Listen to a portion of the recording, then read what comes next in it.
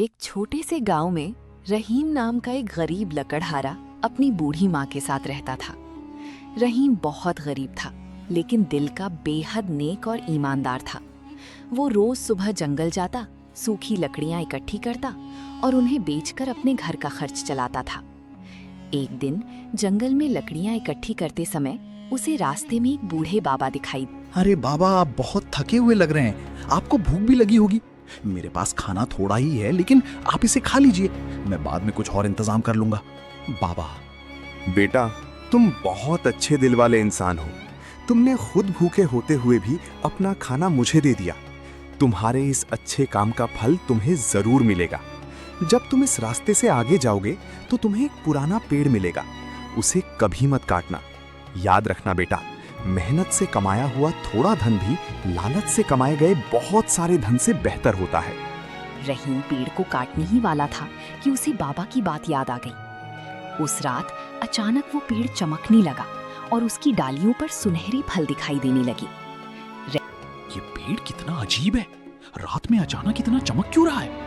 ये सुनहरे फल, अगर ये सच में सोने के हैं तो मेरी और मेरी माँ की सारी परेशानियां दूर हो सकती हैं।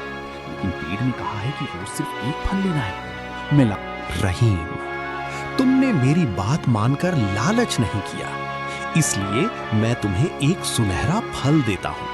लेकिन याद रखना, रोज केवल एक फल लेना, जरूरत से ज्यादा लेने की कोशिश मत करना। रहीम, तुम्हारी ईमानदारी और अच्छे दिल ने तुम्हें ये फल दिया है। दौलत से बड़ा इंसान का चरित्र होता है। लालच हमेशा इंसान से वो भी छीन लेता है जो उसके पास पहले से होता है। बेटा, तू रोज इतनी मेहनत करता है, ऊपर वाला तुझे हमेशा खुश रखे। रहीम, तूने आज फिर मेरे लिए खाना बचा कर रखा। बेटा, तू अपनी चिंता मत कर, मैं ठीक हूँ। ऊपर वाले का शुक्र है कि तेरी मेहनत रंग ला रही है। तो ये बात है, रहीम अचानक इतना खुशहाल कैसे हो गया? जरूर जंगल में कोई राज है। अगर उस पेड़ पर सच में सुनहरे फल लगते हैं तो मैं सारे फल तोड़ लूंगा। फिर मुझे जिंदगी भर काम करने की जरूरत नहीं पड़ेगी। आज सारे फल मेरे होंगे। अब मैं गांव का सबसे अमीर आदमी बन जाऊंगा। ये क्या हो रहा है? मेरे सारे सुनहरे फल पत्थर कैसे बन गए? नहीं नहीं, मैंने लालच करके बहुत बड़ी गलती कर दी। रहीम ने पेड़ को सूखा हुआ देखा, वो दुखी हुआ और पेड़ से माफी मांगने लगा। रहीम की सच्चाई और अच्छे दिल को देखकर पेड़ फिर से हरा भरा हो गया और उस पर सुनहरे फल आने लगे। रहीम ने पहले की तरह सिर्फ जरूरत के मुताबिक फल लिया और बाकी लोगों की मदद करता रहा।